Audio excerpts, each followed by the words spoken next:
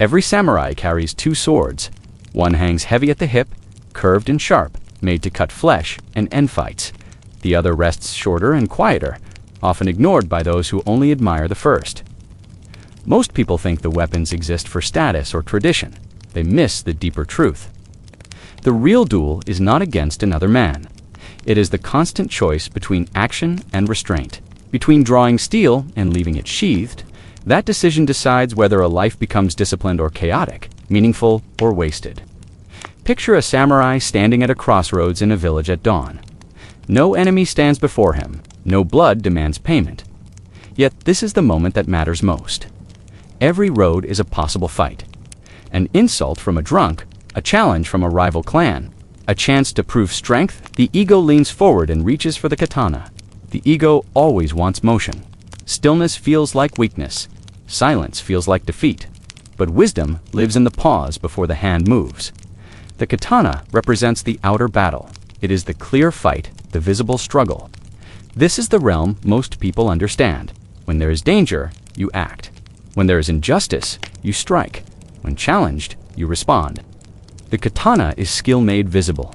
It rewards training, speed, and courage. It feels clean and honest. You swing, and the world answers.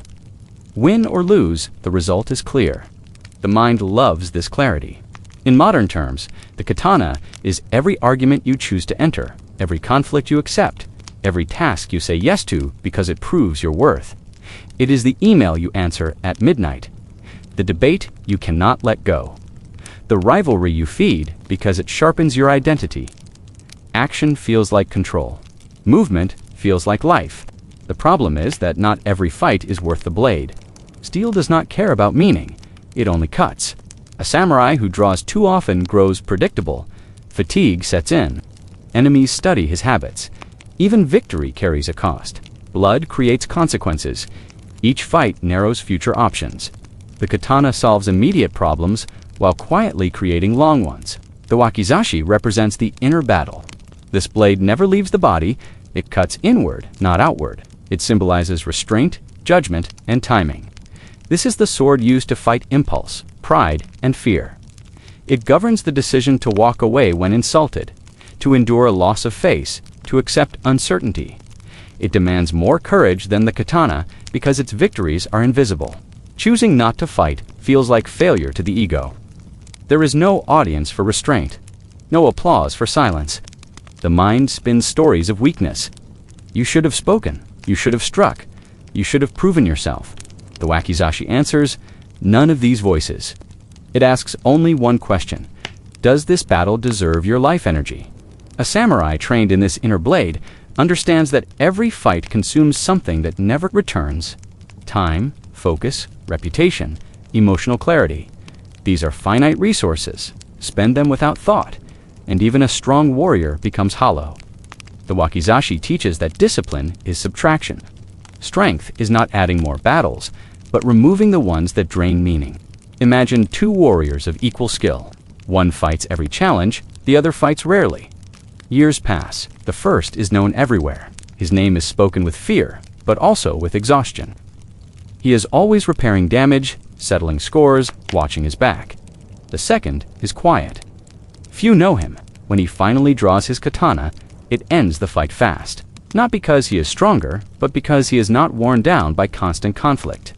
This principle applies far beyond combat. In work, people confuse busyness with importance. They accept every task to feel needed. They drown in motion. In relationships, people argue to feel right.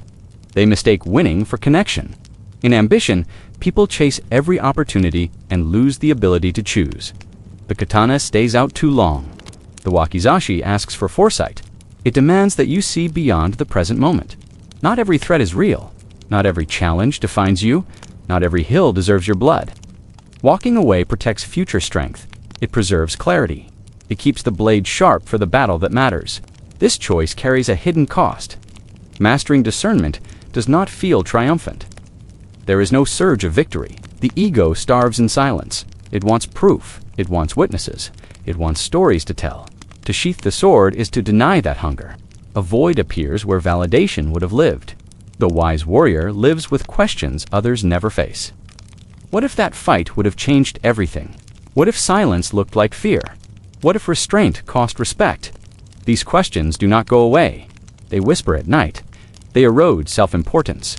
That erosion is the price of wisdom. This is the dark truth behind choosing battles wisely. You trade visible dominance for inner stability. You give up the high of constant action for the calm of long vision.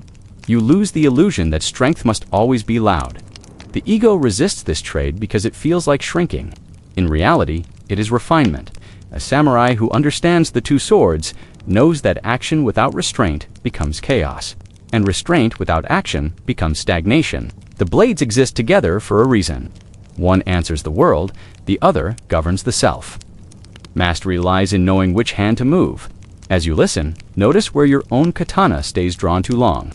Notice the battles you fight out of habit rather than purpose. Ask which conflicts feed your ego and which serve your path.